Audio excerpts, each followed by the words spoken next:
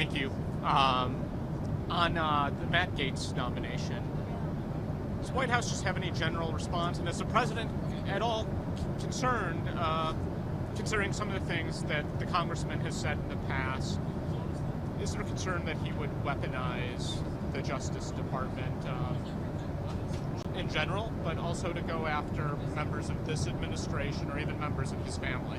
So, look, a couple of things.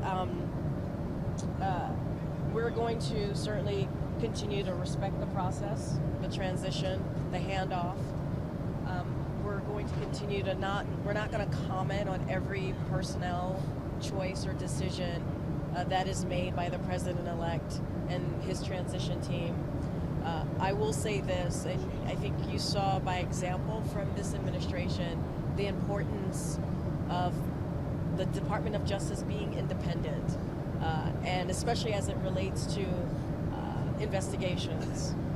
And I will also add the only loyalty we believe, and it should be believed, that the Department of Justice should have is to the Constitution and to the rule of law. There should not be loyalty to any political party. That is not how the Department of Justice should be run.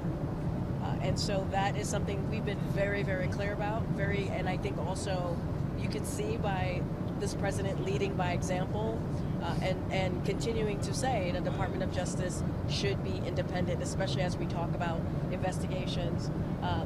Again, any personnel decision or choice, we're just not going to comment on, but we can speak, obviously, as I just did, more broadly. Can I ask you then more broadly? The president spent so much of the last 4 years talking about Donald Trump being an existential threat to democracy, to this country, and to everything that he and he thinks the country believes in. Yet, since the election, we essentially haven't heard anything from him on that subject. And I wonder, is he? I guess should we take from that he's going to be comfortable leaving the White House, not having expressed any thoughts about what he now fears for the country, because he wants to respect a clean transition, and so therefore that's it? I mean, look, and when he spoke in the Rose Garden 2 days after the election, right. He didn't talk at all about that. I know. Yeah. Let me. Okay, sorry. Give me a second.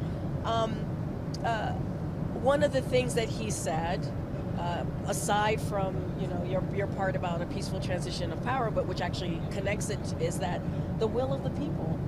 The American people decided, they made a decision on who they wanted the next president to be. And we have to respect that. The president understands that we need to respect the will of the people. And so this is the time of, any time post-election, right, especially on the presidential level, like this moment until the transition, actually the official part where the president, obviously the president-elect becomes inaugurated on January 20th, we have to respect that process. We do.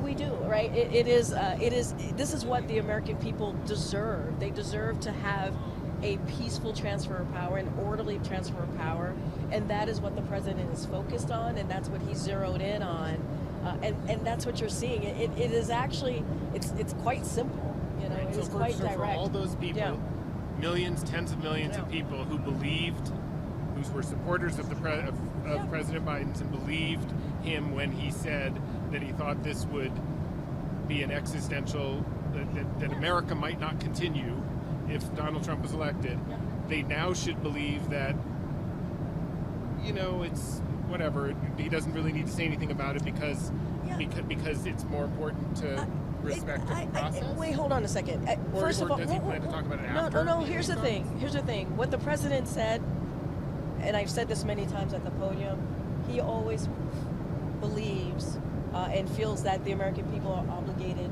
to honesty and the truth. So everything that he has shared during the last, almost 4 years about his thoughts about democracy being a threat still stands. That hasn't changed. So I just want to be really clear about that. What has changed is there was an election. There was. And here's the thing. A transition, an orderly transition of power is part of our democratic principle. It is actually part of continuing. Him talking about what he believes this means would make it an unorderly or a disorderly transition. I'm not going to go that. I'm not going to go that far. What I'm going to say is that we are in a position or a transition or a part of the next. I guess the next part of after an election where the president has been very clear that the American people deserve a transition of power that is orderly, that is peaceful, and something obviously that was not afforded to him 4 years ago. He wants to lead by example, and that is part of our democratic process. It is.